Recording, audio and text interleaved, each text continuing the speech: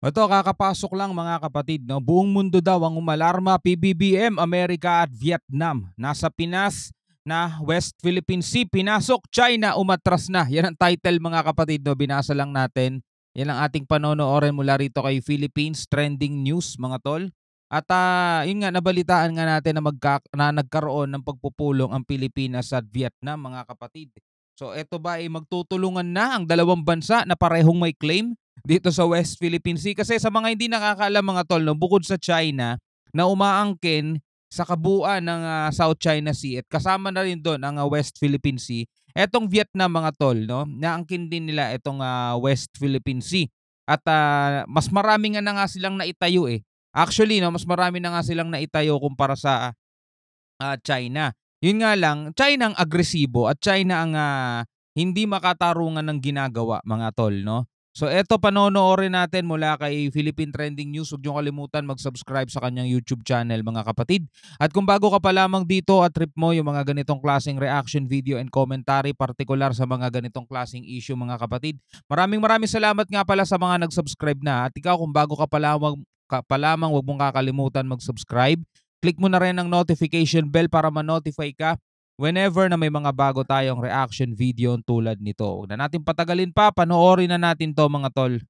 Binigyang diin ni Pangulong Ferdinand Marcos Jr. ang pagnanais nitong maging no-bully zone ang lahat ng mga paaralan sa ating bansa. Sa pagdalo nito sa Basic Education Report, sinabi ng Chief Executive na gusto niyang maging ligtas na lugar sa lahat ang mga paaralan, lalo na sa mga bata. Kaugnay nito'y inihayag ni Pangulong Marcos na may ilang safeguards ang nakaposisyon upang makamit ang isang pagiging no-bully zone sa mga paaralan. Nariyan aniya ang mga Learner Rights and Protection Office at Telesafe Hotline at ang Children Protection Committees. Bukod sa pagdanais na maging bully-free ang mga paaralan sa bansa, nais din ng punong ehekutibo na mapalakas ang health centers sa mga eskwelahan na dito ay hinikayat ang Department of Health na makipag-ugnayan sa Department of Education para sa networking ng school-based health facilities at mga dental clinics. Formal nang ibinigay ng Philippine Navy ang komandang Multinational Counter-Piracy Task Force sa Brazilian Navy. Sa isang pahayag, sinabi ng Philippine Navy na ibinalik ni Captain Mateo Carrido ang kanyang mga tungkulin at responsibilidad bilang commander ng Combined Task Force 151 kay Rear Admiral Bras de Sousa ng Brazil sa simpleng seremonya sa base ng United States Navy sa Manama, Bahrain. Kinuha ni Carrido at 6 pang opisyal ng Philippine Navy ang command ng naturang Combined Task Force 151 mula sa Republic of Korea Navy noong August 21 noong nakaraang taon. Ang Combined Task Force 151 ay isa sa 5 operational task force na isang multinational naval partnership ng 39 na mga bansa. Ito ay nagtataguyod ng seguridad, katatagan at kasaganaan sa humigit kumulang 3.2 million square miles ng international waters na sumasaklaw sa ilan sa pinakamahalagang shipping lanes sa buong mundo. Ang Deputy Commander na si Commodore Mark Anderson ng United Kingdom Royal Navy na nanguna sa turnover rights ay kinilala at pinuri naman ang mga nagawa ng Philippine Navy-led Combined Task Force 151 na ang panunungkulan ay minarkahan ng mga tagumpay at natitirang kontribusyon sa Combined Maritime Forces. Siyempre, ibang klase talaga ang Philippine Navy, di ba?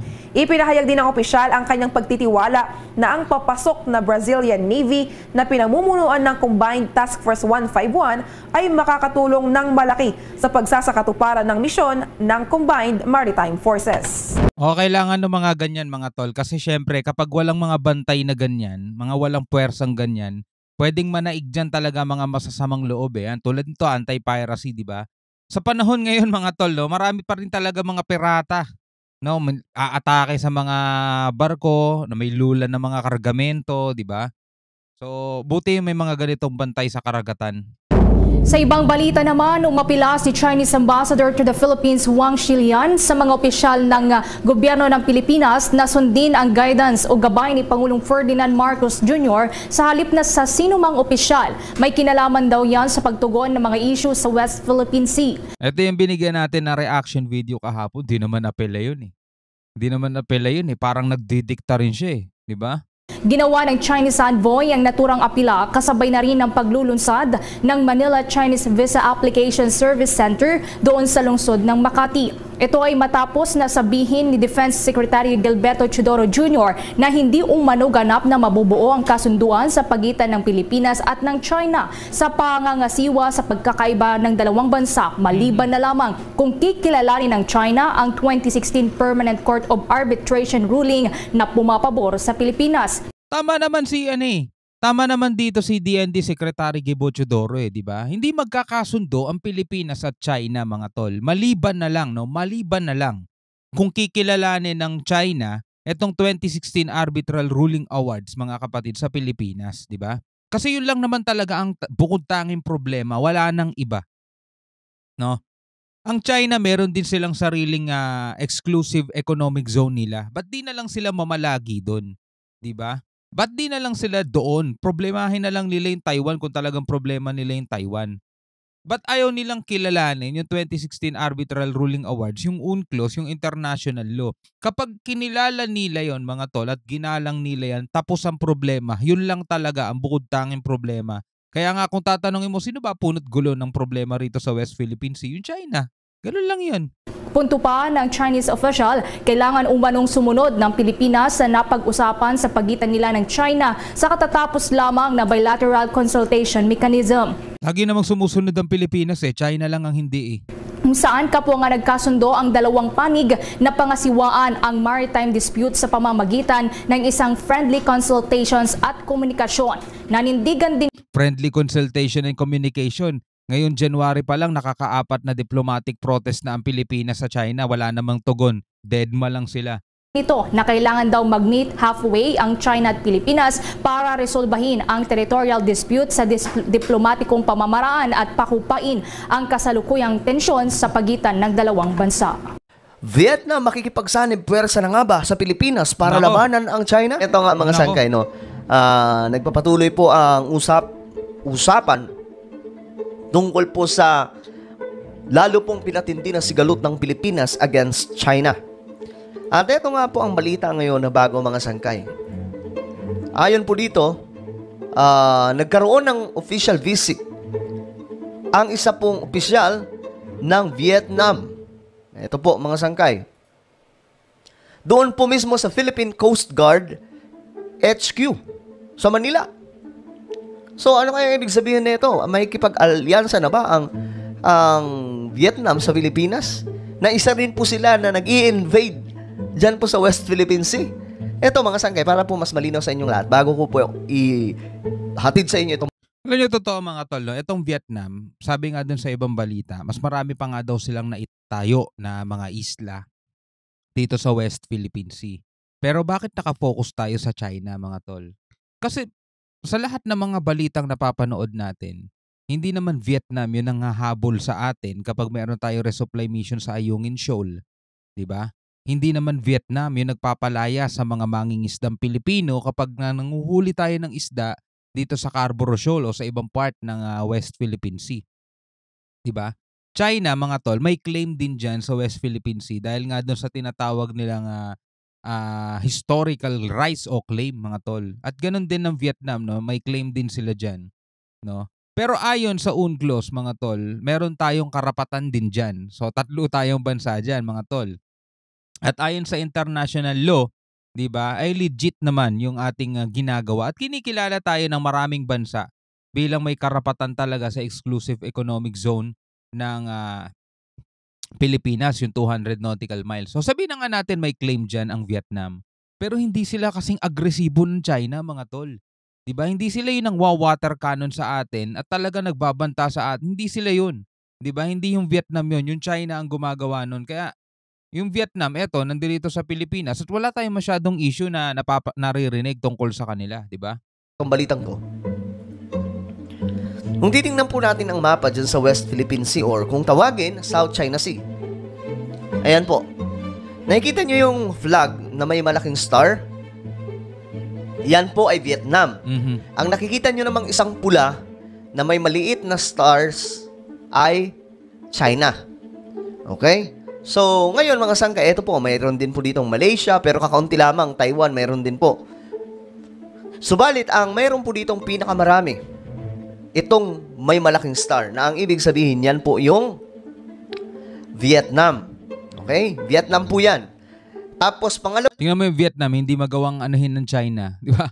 Hindi sila makapalag dyan. may pinakamarami, walang iba kundi ang China. Pero malayo po ang agwat kumpara po sa Taiwan, kumpara po sa Vietnam. Okay? Ang Pilipinas, bilang mo lang eh. Kakaunti lang po talaga. Yan, nakitang-kita nyo naman yung flag. So, ang Vietnam po ang may pinakamaraming nakuha dyan sa West Philippine Sea. Ganun po sila kalupit. Di ba? Ganyan po sila kaangas, mga sangkay. Nagpang-abot po dyan yung kanilang invasion. Ngayon, ang nakapagtataka, dahil nga po ito, ang report, na bumisita raw po ang isa sa mga opisyal, o kung tawagin ay Standing Deputy Minister of Foreign Affairs ng Vietnam. At eto mga sangkay, panoorin po natin ang balita. The Standing Deputy Minister of Foreign Affairs of Vietnam, Nguyen Minh Vu, and the Ambassador of Vietnam to the Philippines, Dr. Lai Thai Bin, visited the Philippine Coast Guard office in Manila during the meeting between senior officials of the PCG and the Vietnamese delegation. Ayan po, yan po siya mga sangkay. Dumating dito sa Pilipinas. Discussions revolved around a proposed memorandum of understanding. This aims to strengthen the strategic partnership and cooperation between the Philippine Coast Guard and the Vietnam Coast Guard. Cooperation ng dalawang Coast Guard, Pilipinas at Vietnam. So, hindi ko alam paano gagawin yan. Pero ang Vietnam, para po sa inyong kaalaman, ito po yung hindi mapalagan ng China dyan sa West Philippine Sea. Kaya nga po ang nangyari, ang Vietnam po ang may pinakamaraming nakubkub dyan sa West Philippine Sea or South China Sea. Dahil nga po itong Vietnam, lumalaban talaga sa China. Yun nga di ba? Kung ikukumpara mo mga tol, ang bansa ng Vietnam sa bansa ng China, di hamak na mas malaki China, mga tol. Di ba? Pang top 3 yan eh. Di ba? Pero hindi nila mapalagan itong Vietnam kasi pumapalag nga. Yun ang kulang mga tol sa Pilipino, no? Yun ang kulang sa mindset natin. Kasi ang mindset natin, once na pumalag tayo, baka kung ano-ano. Alam mo, nag-overthink tayo masyado mga tol. Kaya napaparalyze tayo dyan eh. Nag-overthink tayo masyado mga tol. Na baka baka gawin sa atin ng China to, baka katakihin tayo, baka digmain tayo, ganyan. Baka tayo. Alam niyo, ang daming nating iniisip na mga ganon. Wala na tayong magagawa doon. Ganon na talaga nasa isip ng gobyerno natin mga tol eh. 'Di ba? Kahit sinauna pa lang mga tol eh. Dala rin siguro ng korupsyon kung bakit ganun gang kaunti yung mga claim natin dito sa West Philippine Sea. Pero eto nga yung sinasabi ko mga tol, 'di ba? Sino ba yung nagsaswarm dito sa West Philippine Sea? Yung nagpapadala ng sobrang daming mga militia vessels. Vietnam ba? Hindi naman eh. 'Di ba? China mga tol ang matindi diyan. Sino ba yun ang hahabol at pumipigil sa atin whenever na meron tayong patrol, maritime patrol, meron tayong resupply mission, meron tayong mga mangingisda na nanghuhuli ng isda dito sa West Philippine Sea. Diba? Though maraming isla, i-claim dyan ng Vietnam. Claim lang din naman yun. Kahit naman Pilipinas may mga claim dyan. Onti nga lang talaga. Yun lang ang difference natin. Kasalanan natin yun hindi kasalanan ng ibang bansa yun. Yun lang ang claim natin, di ba? Pwede naman tayo mag-claim ng napakarami dyan. Magtayo tayo ng napakaraming isla. Bakit onti lang yung claim natin? Bakit? Kasi nga daming corruption Gusto sa bulsa na lang nila mapupunta yung ipampapatayo nila ng mga structure di ba? So eto Vietnam mga tol, nag-claim sila ng napakarami dyan. Nagtayo sila ng napakaraming isla mga tol. Di ba? Pero eto ang eto ang catch, di ba? Hindi nahihirapan yung mga mangingisda natin. Hindi nahihirapan yung Coast Guard natin sa Vietnam. Diba? Kasi hindi naman nila tayo hinaharas eh. Ang problema natin, yung China mga tol, kasi sila yun ang bubuli sa atin. Sila yun ang bubulas sa atin. Diba? At ganun din, sila yung nagpinakamalaking puwersa na talagang sila yung may pinakamalaking banta sa seguridad mga tol. Yun ang problema talaga. No? So ngayon, mga sangkay, hindi ko alam ano pa itong cooperation kasi ayon po dito, cooperation ng Vietnam Coast Guard at Philippine Coast Guard. Working towards preserving, promoting, and protecting mutual interests in the Southeast Asian region. The Philippine Coast Guard also conducted a briefing with the Vietnam delegation, providing insights into current cooperation efforts related to the country and maritime security in the West Philippine Sea. Imagine nyo yung China, mga tol. Imagine nyo lang yung China. O kahit na kine-claim nila itong West Philippine Sea. Pero eto, kung ang China, mga tol, ay hindi nang bubuli, no? Hindi sila nang haharas. Hinahayaan lang nila magdala tayo ng resupply mission dito sa Ayungin Shoal. Yung mga mangingisdang Pilipino natin, hindi nila pinapalayas, hindi nila pinapaalis, 'di ba? Wala sana tayong problema diyan eh. 'Di ba? Kahit nandiyan sila, wala namang problema. Kumbaga parang ganito lang 'yan eh. Mga dayuhan silang pumapasok sa ating bansa, 'di ba? Na merong permit, nakakapamasyal sila, nakakapagnegosyo dito. Wala namang problema, 'di ba? Pero imagine mo, halimbawa yung mga Chinese na nandirito sa Pilipinas, biglang nagsiga-sigaan. Yung mga Pilipino pinapaalis nila sa isang mall. Gusto namin mga Chinese lang ang nandirito, 'di ba? Yung mga Pilipino ayaw nilang papasukin sa Chinatown. Hindi, bawal kayo pumasok dito. Kailangan mga Chinese lang ang nandirito. 'Di ba siga na 'yon pag gano'n? Hindi na maganda 'yon, mga tol. O gano'n din sana rito mga tol sa West Philippine Sea eh. Okay lang naman sana o pumasok sila rito. Wala namang problema sana kung hindi sila nang bubulas eh, 'di ba? 'Yun ang problema kasi mga tol. Masyado nilang inaangkin ng kabuuan to the point na kahit na kaunting huli man lang ng mga isda, eh ayaw pa nila, ipinagdadamot pa nila sa atin. So, very interesting ito mga sangkay. Ayan po Vietnamese official. Bumisita po sa HQ ng Philippine Coast Guard. Ibig sabihin po, mga sangkay, klaro naman, malinaw naman na tila baga mayroon po silang alyansa ngayon dyan sa West Philippine Sea. Ito, basahin po natin ang balita.